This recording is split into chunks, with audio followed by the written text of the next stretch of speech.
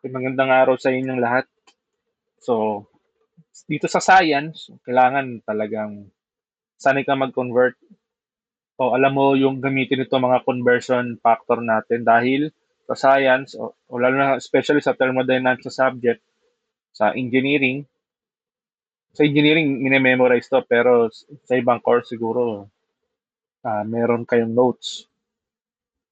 So, ito yung mga usually na may encounter natin or fluid, so gas and liquid na mga units. May length, area, volume, force, pressure, lalo na itong power at energy, temperature, mga properties. Sige, huwag natin patagalin. Ito muna tayo sa force, no? Dahil nagdi-deal tayo ng mass and matter, marami tayong may encounter na conversion. So, paano nga ba yung i-convert to, no? Ito yung pinakamadali ng paraan. So, kailangan, guys, sinusulat natin ang maayos sa solution. Okay. So, 25 pounds so convert daw ng kilogram. So, this is mass. Kasi merong pound force and kilogram force. Eh. So, dito muna tayo sa mass. Pound mass. Una, i-divide mo dapat yung unit para ma-cancel yung pound. No? So, ilalagay mo lagi sa babayan para mag-divide. Then, dapat, yung ititira mo sa numerator, yung iyong final unit. So, titingnan muna natin sa conversion, no? Pound to kilogram. Ayun, ito. 1 kilograms equals to 2.2 pounds. Kaya copy paste lang natin. Sabi daw, dun sa conversion, sa 1 kilogram, meron 2.2 pound. Yan, pwede na yung 2.2. So, maka-cancel natin yung pound. Matitira sa numerator ng kilogram. That is 11.36 kilogram. Okay. Number 2, metric ton. Meron kasi tinatawag na short ton. Ito, metric ton. Pag metric ton, SI unit yan. So, solve natin, gawin natin pounds, no? So, M tan, metric tons. So, i-divide kagad natin sa babayan. So, tingin tayo ng conversion. M tan. So, meron dito M tan, kaso naka-kilogram siya. So, lalagay natin. M tons, sa isang tonelada, metric ton, merong 1,000 kilogram.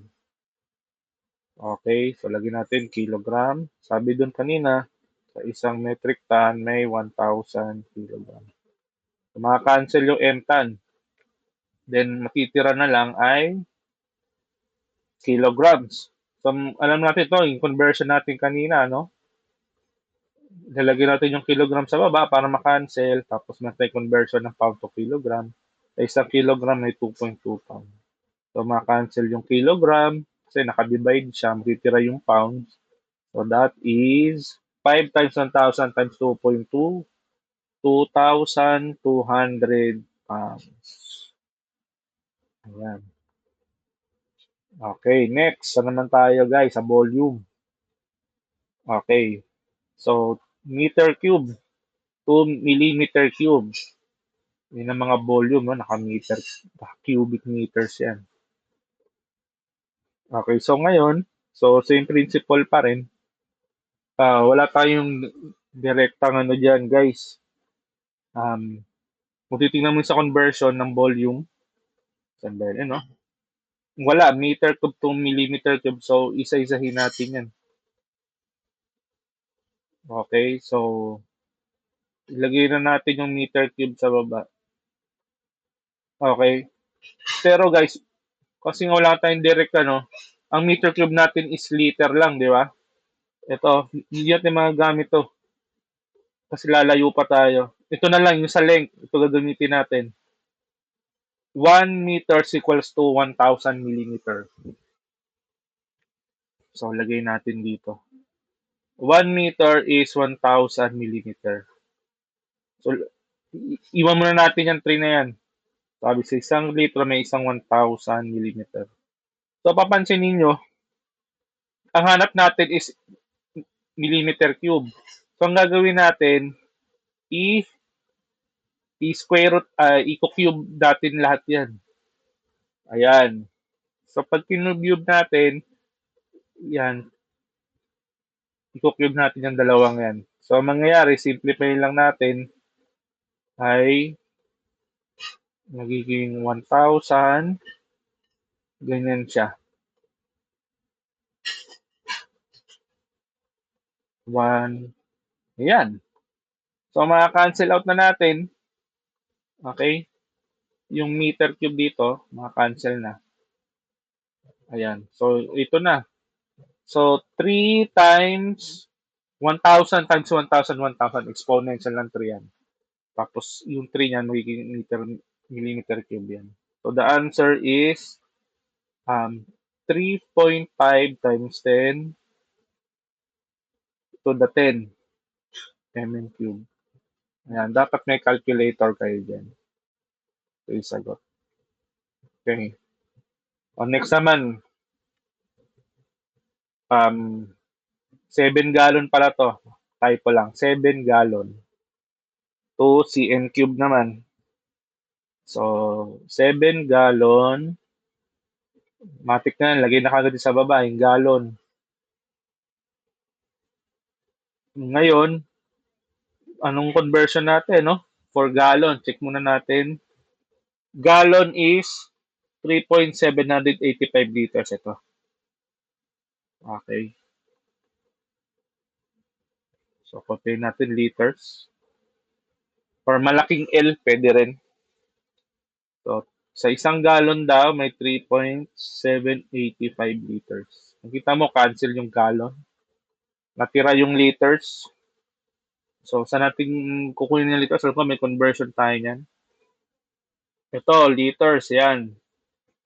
1 meter cube is equals to, tingnan nyo yung mouse ko sa lower left. 1 meter cube is equals to 1,000 liters. Okay. So, liters, baba kagad natin yan. Kahit malaking L, pwede rin. Tapos, meter cube. Ayan, sabi, sa isang meter cube daw may 1,000 liters. Ayan, makakancel natin yung liters. Then, tapos ganun pa rin. Same principle. Same principle. Yung meter lalagay natin dito. Tapos cm naman. Parang kayo na milli 1,000, centi is 100. So, sa isang metro may 100 cm. Parang ganun lang. Tapos is cube ulit natin. Para maging meter cube yan, makancel. Ito, maging cm cube yan. So, yun na. May iwan ng cm cube sa mga units. So, the answer is, so may calcio ko. Okay, paki-double check na lang. That is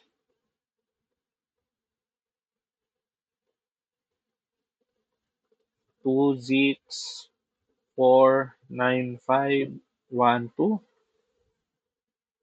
centimeter cube. Or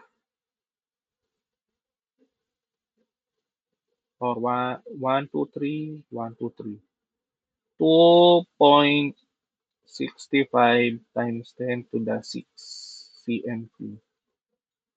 Ayan. 123, 123. Okay.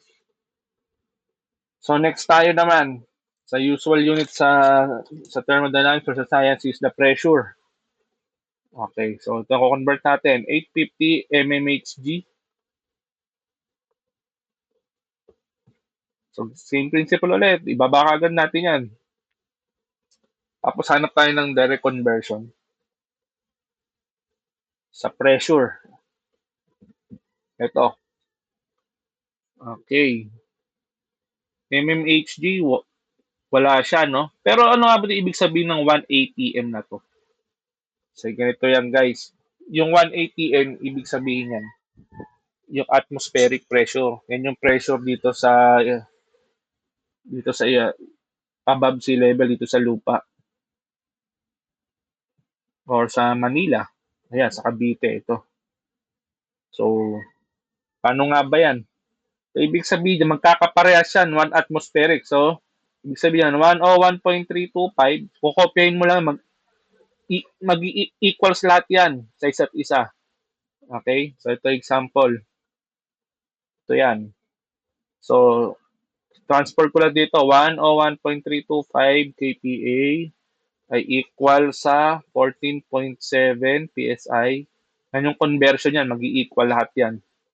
1 kilogram force yan, cm squared equal sa 760 mmHg.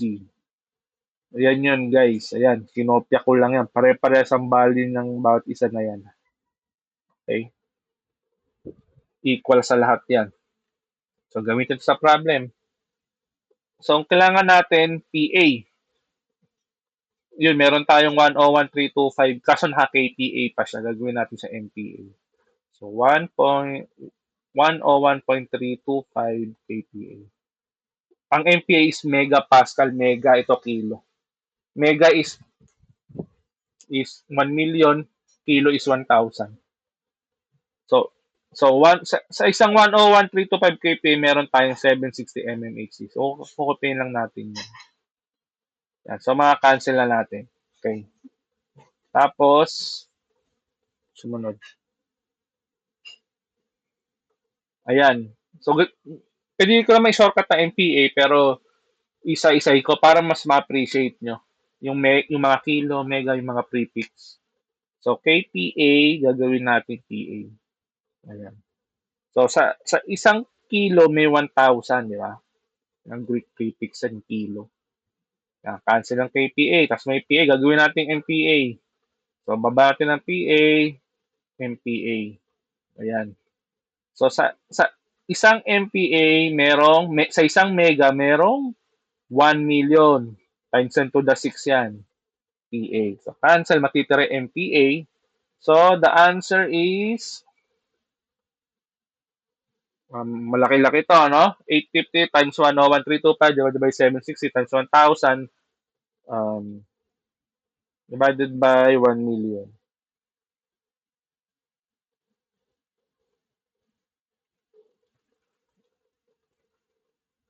Okay, that is, ano yan guys? 886.13 MPa. Ayan. So, kailangan guys, sanay na tayo gumamit sa calculator. Next natin, 762 PSF. Papansinin nyo guys, may PSI tayo. PSI means, ito muna lagay ko dito, PSI means pound per square inch. Mga English units yan. Ito yung nakikita sa gasolinan, sa gulong. Ang PSF naman is pound per square feet. Yan. Yan yung PSF naman.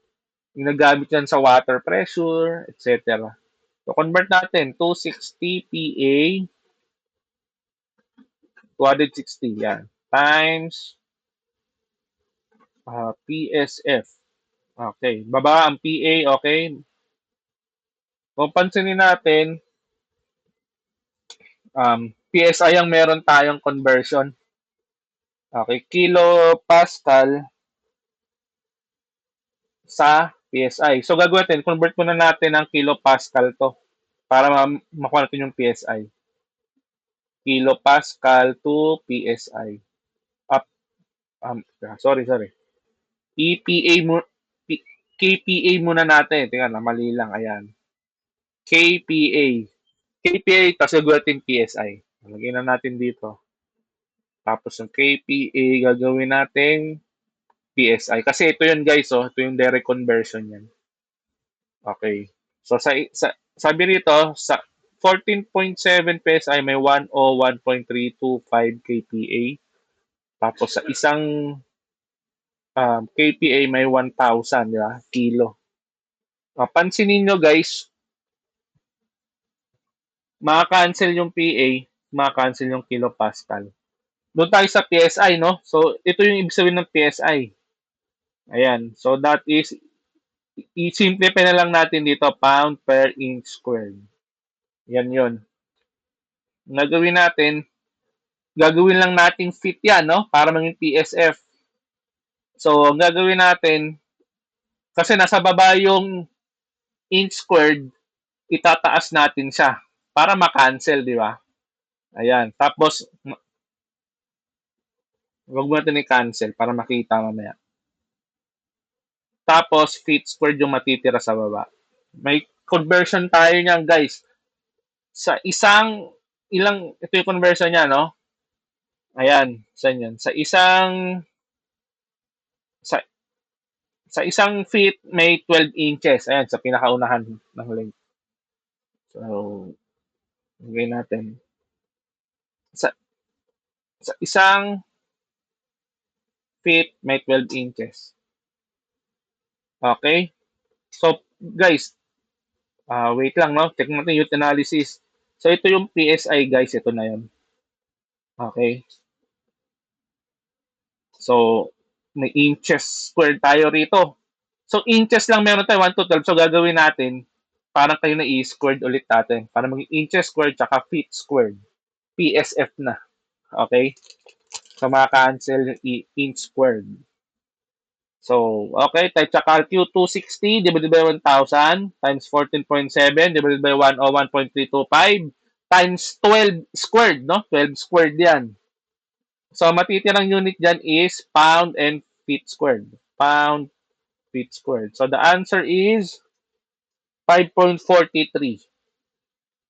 5.43 or mas maganda, ang unit natin ay PSF. Parehas lang yan. PSF. Ayan. That is for pressure. Next, energy tayo, guys. Okay. So, sa energy, convert natin 20 calorie. Mga unit ng heat na to into kilonewton meter. Newton meter is work yan. Okay, convert natin. So, baba ka agad natin. Cal, ayan, automatic. Ngayon, tingnan sa conversion ng energy. Kung meron bang calorie to newton meter sa yung energy. Ito, nasa gitna. Yung energy. So, ito yung calorie. Kaso, meron tayong kilojoule. Okay?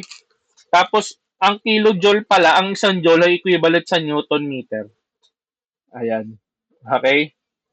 Joule, pag nakita tayo ng newton meter, equivalent sa joule yan.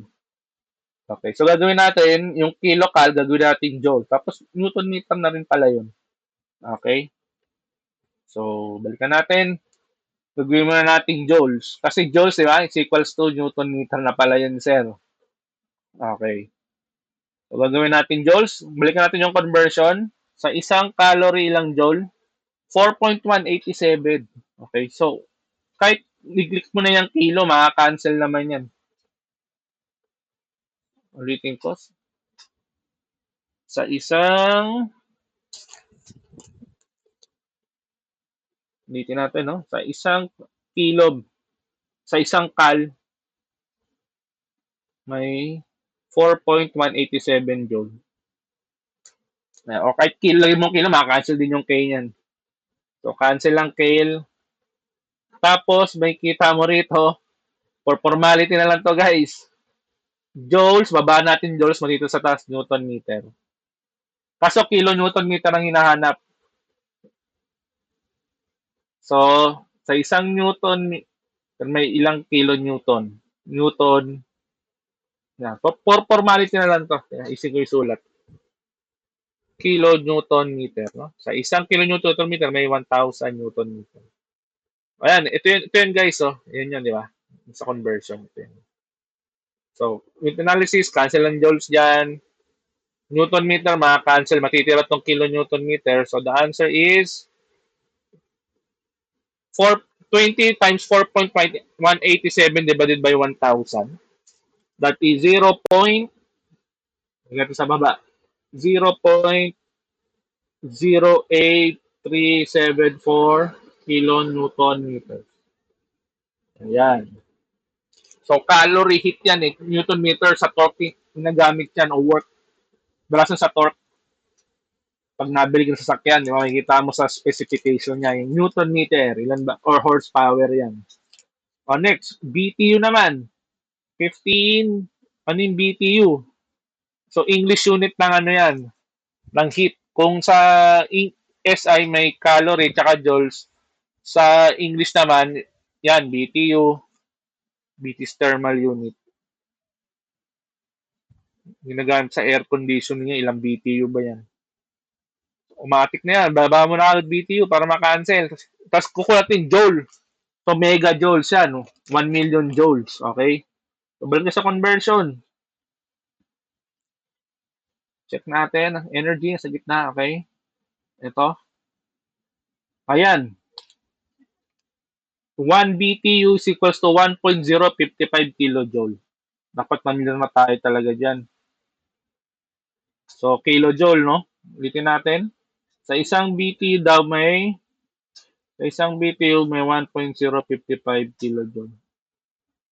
Sa isang BTU may 1.055 kilojoule. Eh, mega hinahanap. Okay? So, makancel yung BTU. Bababa natin yung kilojoule. Tapos, gawin natin joule dyan. Okay? Tapos, pagbaba natin sa joule, okay, sumulat. Wala. Kaya naghang. O yun, bumalik. Okay. Naghang. Okay, nag-crash ito. Bumalik na siya. So, kilojoule sa joule, no? So, isang kilojoule may 1,000 joule. Tapos, megajoule lang kailangan. So, sa isang joule merong 1 million na megajoule. Ayan. So, kilojoule cancel. Yung joules no. Ay, baliktad guys. Baliktad. 1. Ayan. Testing ko lang kung authentic. Ayan. So, makikita nyo, matitira yung megajoules. Ayan. So, ilan to? 15 times 1.055 times 1,000 divided by 1 million. That is 0.0158 megajoule. O guys, sa power na tayo. Ayan. So, megawatts naman to. Watts. 500. Ito yung power kapag yung work or energy divided by mo lang ng time.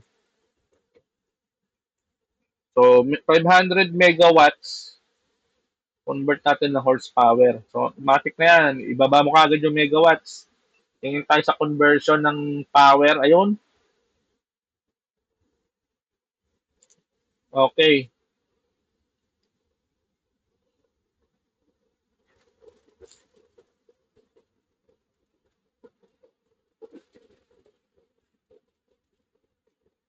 Ayan, megawatts, no? Ito yung watts. Okay. Kaso naka-kilowatts siya. 1 horsepower equals to 0.746 kilowatts.